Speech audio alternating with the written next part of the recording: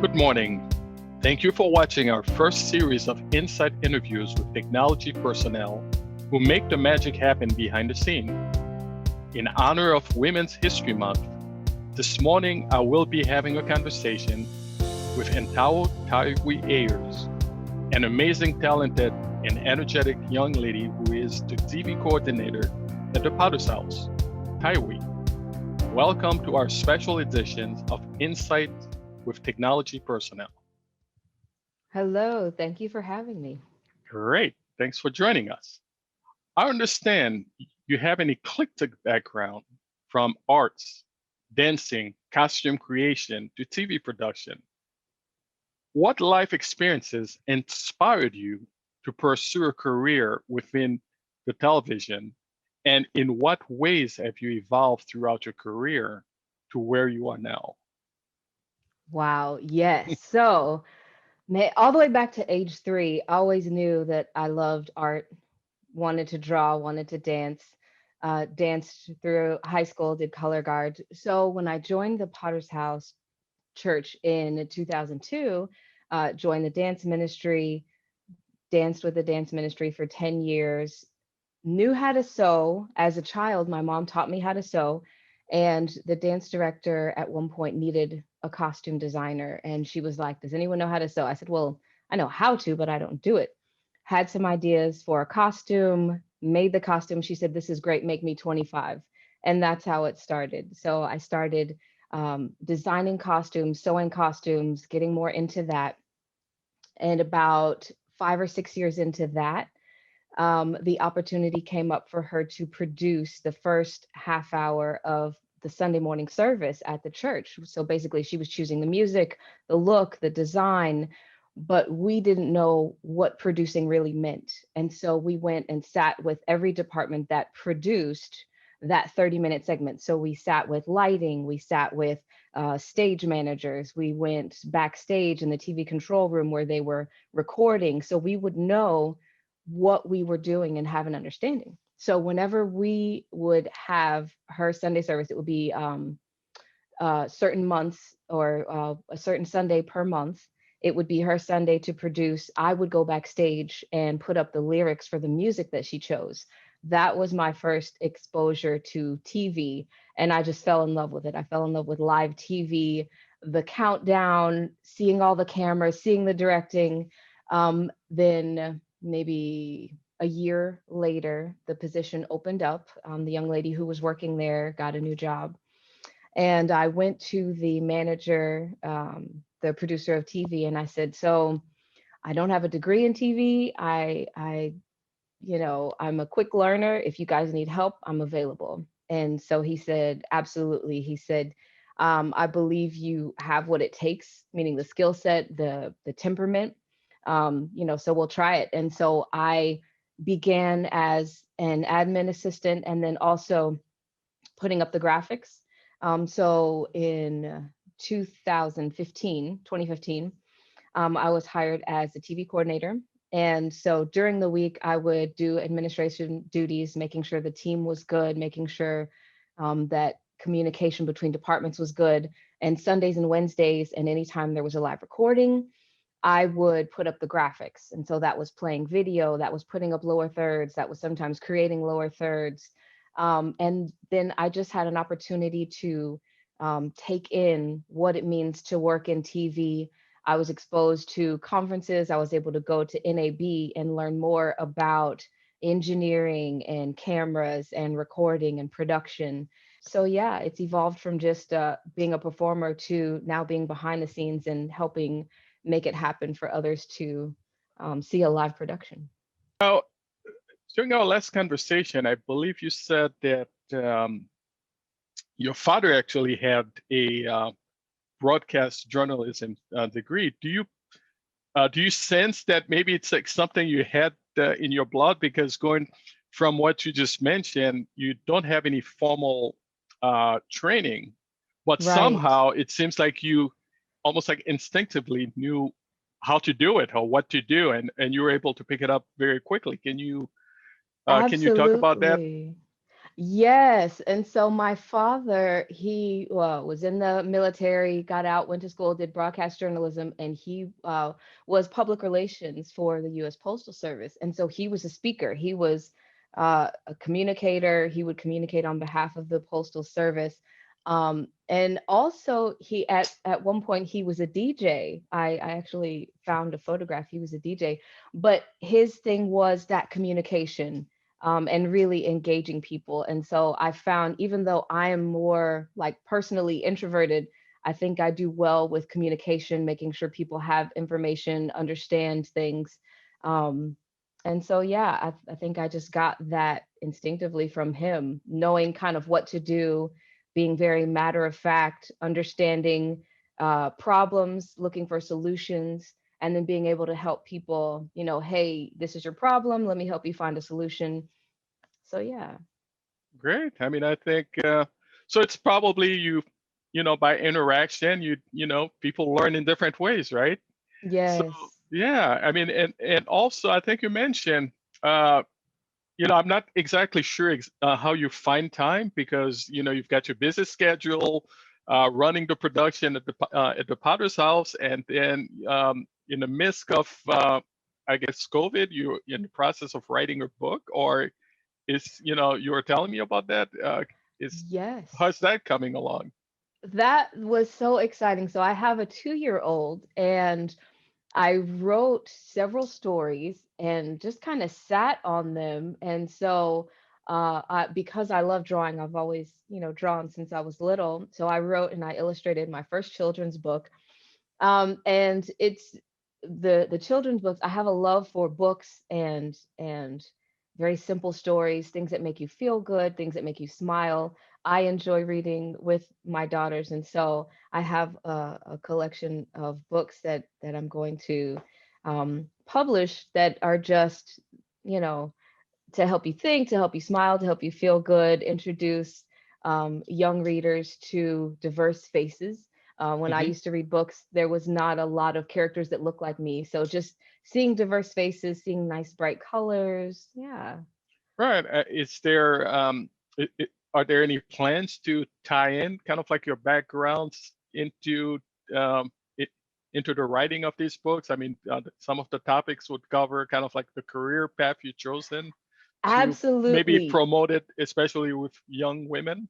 And Yes. Yes. So I have some ideas for the youngest readers because I have a 2-year old, but then also for young girls who are elementary age.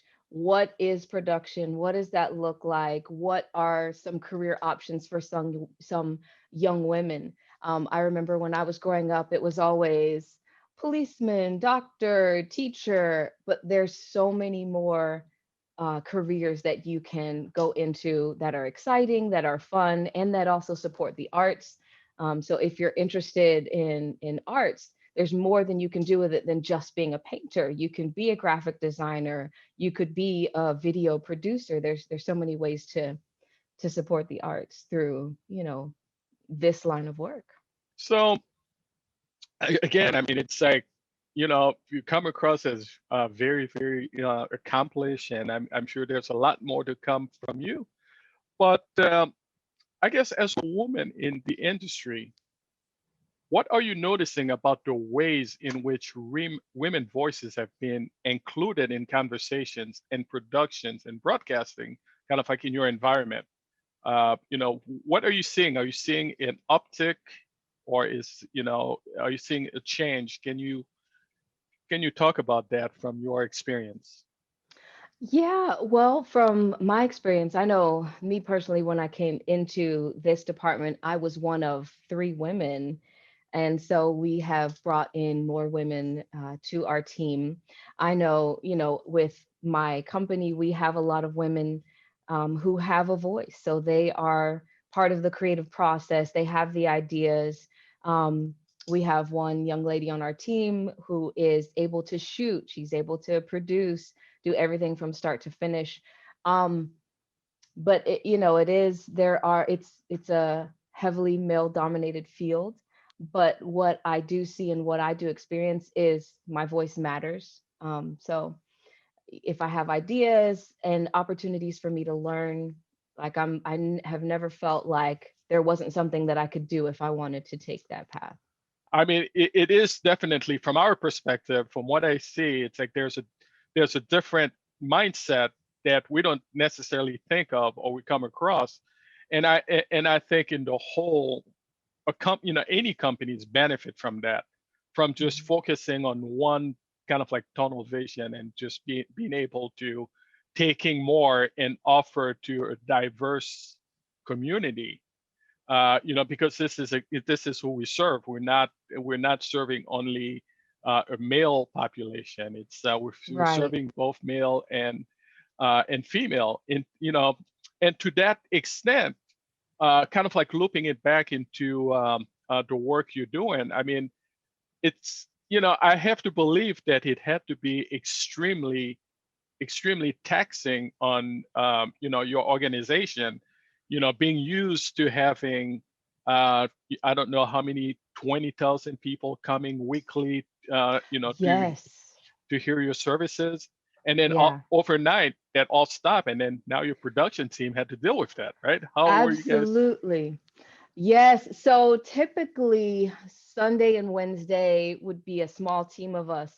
The director and producer of television, myself as the graphics operator, and then we have the engineer, the director, the shader, just the small team. And literally in a week, it became okay, we've got to pre record it and produce it. And so our team of 13 became, the entire service. Um, we had some experience with producing services, but we just kind of went with it and said, okay, what do we want it to look like? What do we want the audience who is taking in this information, what do we want them to feel, what do we want them to see? So it was an opportunity to use all of that creativity and now create a product. Like there were no rules, we just kind of said, okay, this is what we're going to do.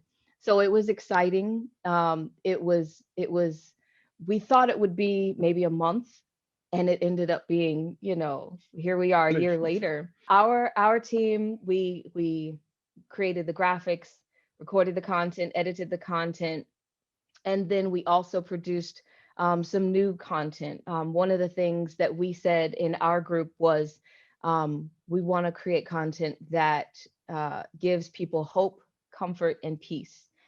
So from the layout of the graphics, the music, the tone of the voiceovers, um, all of us really came together and put our thought into it and say, okay, how can we make this something really special?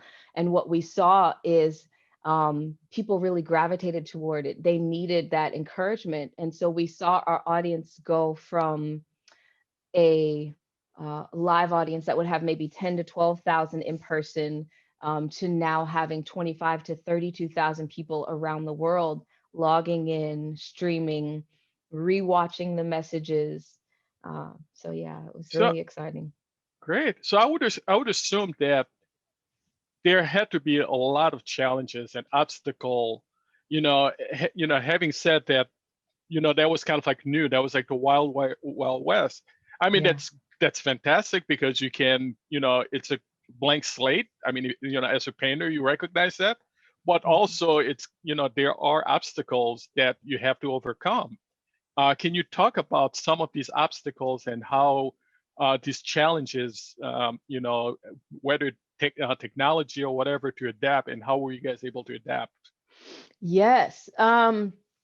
So we had just moved to our new office space literally the week before. And the day that we found out that we were going on shutdown, it was like, okay, who needs a computer at home? Let's check out these computers and get home. We had to figure out how to work remote because that was not something we did. So we got with you and figured out, okay, how can we get the computers working? And so we utilized Jump Desktop and an FTP server so that we could just keep going. That was probably the first challenge. Once we kind of got into the groove of that, things got better. Then it was just kind of adjusting to working from home, having the home distractions versus being able to go into the office, do your work, having that face-to-face kind of communication. Zoom, it was interesting at first because we were used to, going to someone's office, seeing their screen, and now we've got to figure out, okay, what is sharing screen? What is this? So definitely the working process. I think that was like the biggest challenge, and then we just kind of did it and got comfortable with it. Yeah, that's great to hear. And now on that mindset, right? I I believe that you guys all recently upgraded all your hardware. I mean, We so did. and I got to imagine again through COVID, that's got to be very very challenging coordination and Yes. and on top of that, keeping you know keeping production going through it. Right. So our team, our engineering team is a team of three. And so they had the task of making sure they're ordering the correct, what do we need? What does this look like? Not just for right now, but moving forward. So they had to sit down, figure out, okay, what do we need for where we're going? Order everything. Then there were delays with shipping because everybody wasn't shipping. So then finally we get it in. Then we had to coordinate, okay, who's going to go to the office when, because we were not in the building completely yet. Um, but also still while managing the day to day, managing the server, making sure that it's not getting too full, making sure that the team is good, making sure that their computers at home are still working, making sure Sundays and Wednesdays are good. If there's any new, we did have a lot more content because before it was just kind of Sunday, Wednesday. Now everything was coming through us. So we had to make sure that we had enough space to save things on. Are we archiving? Like, what does that process look like? And then that made us, also look at um, how can we adjust the way that we're archiving things. Maybe we need to look at what does metadata look like. So if we need to go back and pull content, it's not just a big bucket, so we had to start looking at all of those kinds of processes as well. Yeah, and I know you can. I know we kind of you kind of describe what you do in terms of talking about each little segment, Mhm. but kind of like overall, could you help us understand, or somebody that would be interested to maybe follow into your footstep and become a TV coordinator? What does a day Yes. in Taiwi's life look like? Is there such a thing to even mention? Right. Um, so my job is about making sure the team is good, making sure that the day-to-day operations are good, and making sure that we're prepared for those live services. So my day is gonna entail checking emails, responding to emails, project requests, which we now have a TV coordinator, but at a point we did not. And so I was taking on that responsibility, which is basically anytime there's a project request, whether it's a phone call, an email, a text message, an event that's coming up, a television project coordinator makes sure that all of the requests that come in, whether through phone or text or email, all of that has to be put in information for our team. So we do know if we have to shoot, if we have to edit, if we have to create graphics, if we have to reach out to another team. So my job consists of the emails, communicating with other departments, communicating with my team. Um, and so I think that's a big, a lot of my experience in jobs that I had was customer service. And sometimes you have jobs when you're younger and you're like, when am I ever going to use this? But it is important to have good customer service skills or good peer-to-peer skills. You do have to have a strong emotional IQ. Like this job is not for the faint. Like knowing how to communicate well with Mhm. others, because the actual tasks are not what's most difficult. It's knowing how to communicate information, how to solve problems, and how to manage your time. Time management is huge.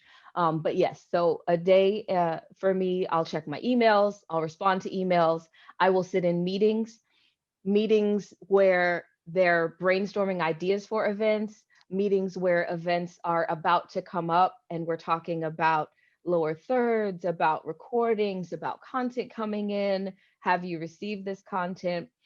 Some of the emails we will receive content and we will have to ingest content. And then we use Trello, which is our organization. That's our software that we use to keep the team updated on their projects. It's a lot of that. Good, people skills, time management skills, communication skills. For like a Sunday and a Wednesday, my day's a little bit different. I might come in maybe 15 to 30 minutes earlier. I will make sure that I have all of the graphics that I typically use. I have to make sure that all of my videos that will be played are ready, that they're tested, that the audio is tested. So in the control room, I am communicating with the director, with the audio engineer, with the stage manager, and we're all testing all these elements of the live service to make sure that everything's ready. Then once we receive notes for the message that'll go forth, we have to build those graphics, get all of that ready, and then we begin. So it's like you need to have like a really broad understanding of the whole process.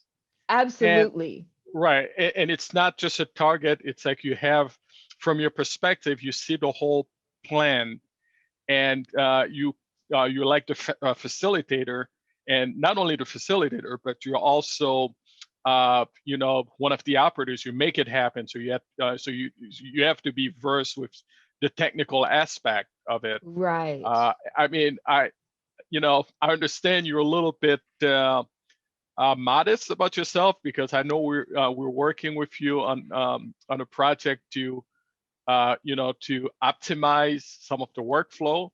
And Hmm. you and I have had some good conversation, and the wealth of knowledge that you bring in, it's very valuable to the work that we're doing with you guys, to be able to provide that. Um, so we're getting a lot of our customers, smaller customers, coming to us and say, hey, you know what, help us out, Yeah. because it's not something that they even thought or dreamed about, right? Yeah. and Yeah. and now they're forced to deal with it, and a lot of them don't even know how to even start Yeah. Oh, what the so process meaning would. in this, like in this space, in this COVID space, It kind of like like in the, how to put a production yeah, together. like how to put a Okay. production. Yes. Yeah. Okay, so for example, we did our first virtual conference in October of last year, and it we put it together so fast. It's amazing. But we had to say, okay, what is this going to look like? What do we want to see? So once the plan was together, once kind of the framework was there, we had to say, how are we going to record this content? Because we're in this space where we don't want to put anyone in harm's way. Maybe people don't want to come in the building. Okay, let's have them record it and send it to us. So there were some people who were able to go into their space, meaning a church that already has camera equipment. They're able to sit down with their team, record the content. There were some people who did not have that. So they took their computer, their laptop, they recorded their session through Zoom. We had Zoom interviews where we would get on Zoom just like this, and we would just edit the content the best that we could. So if you have access to good cameras and a crew where you can socially distance if you're still doing that, that is wonderful because you're going to get the best quality picture. But we've had wonderful events with just the Zoom recordings, wonderful Bible studies. We did have to play with what camera we were using. When we first started Zoom, we were getting the grainy picture and the audio was bad. So we had to connect with our IT guy and get things set up so that audio was good, video was good. Okay, what does basic lighting look like? How can you set up your own lighting? And so sometimes you may have to reach out to, if you don't have that information, reach out to an IT person or an engineer who can say, hey, get this camera, get this microphone, get this light. This is what's going to work best for you. Then once we receive that content back I think one of the biggest issues, sometimes the content was too big and they're like, I can't send it. We had people send us drives. And then we had to really look at, okay, Dropbox, Vimeo, what are some places where you can upload this content and then we can download it. So it just depends on your file size, what works best for you. We've had both. We have people send us drives. We have some people who are able to send us links.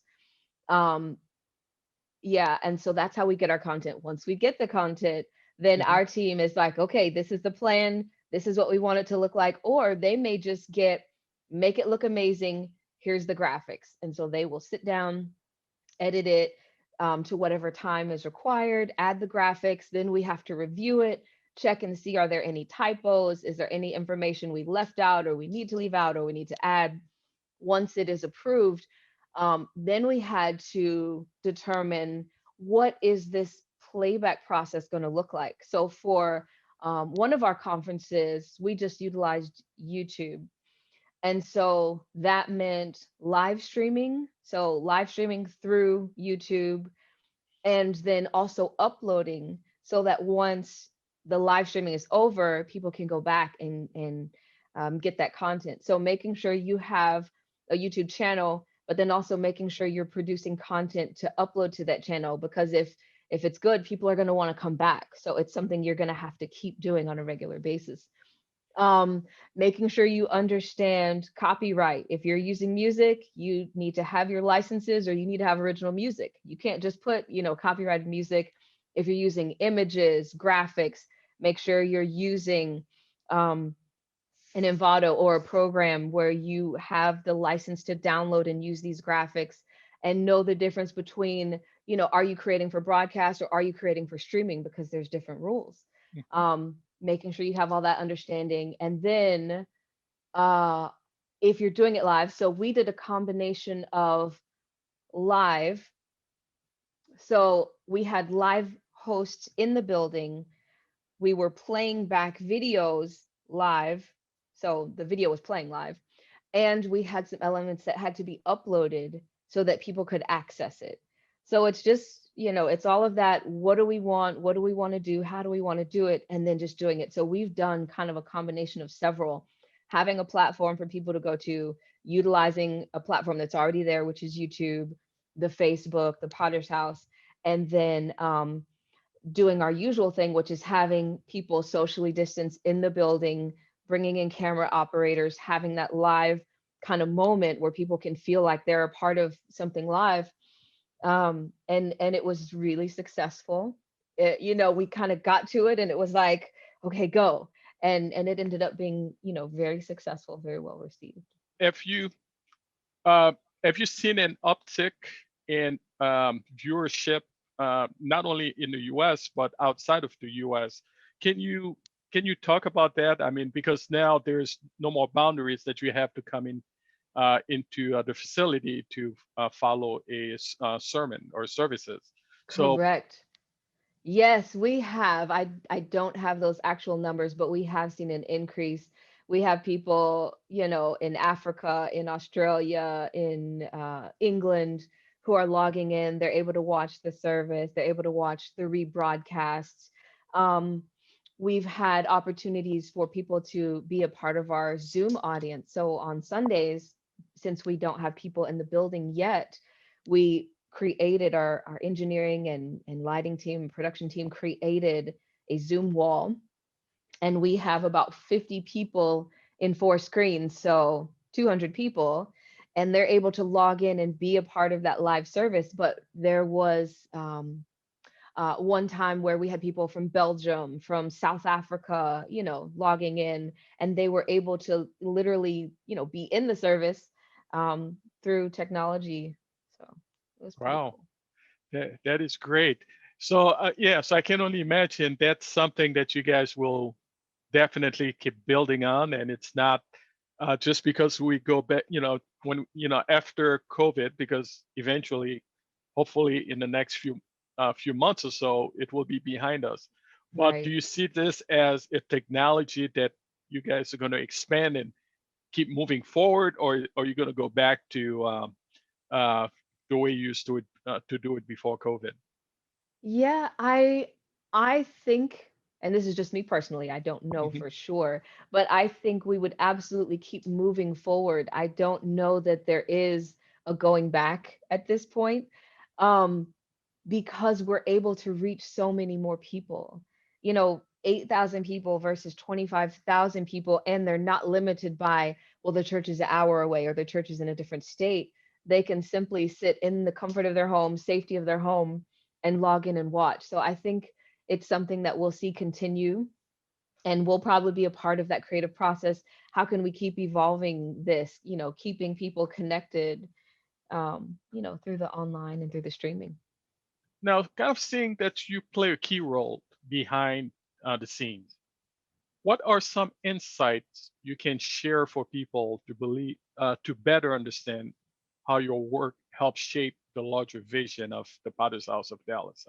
I feel like one of my biggest roles is the communication and the information. So as a graphics operator behind the scenes, my role is making sure that people are seeing what they need to see. So whether it's a lower third with someone's name and their social media handle, to a message title, to a scripture, to a full page scripture, so that they can understand and see information, making sure that information is correct and making sure that it's getting out there. So I feel like that, even though it's maybe a small role or this kind of behind the scenes role, it's very important that the information we're putting out is correct, that it can be seen well.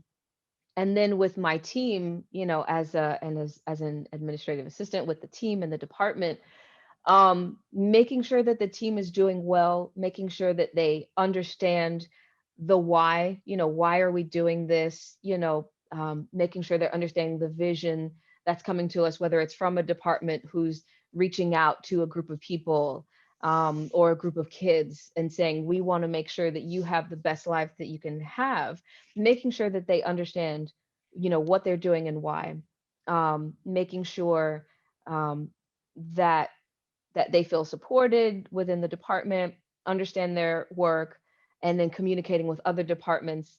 Um, I feel like I have helped kind of bridge that communication, whereas sometimes people don't want to share the why, like, well, I need this. And so sometimes saying, well, I need this because, they're more willing to help you.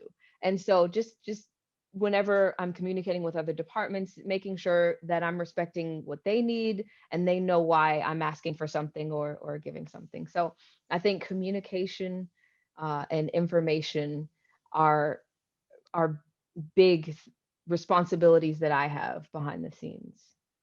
Uh, Especially for women, what would your recommendation be to like young girls, young women who will be listening to this recording? Mhm. What, how would you recommend them to prepare themselves to enter that market, so that way they can enter more at an even keel, like with with men and boys, that they don't have Yes. to go through like alternate channels. What preparation would you say would be beneficial for them to, to help Yeah. them?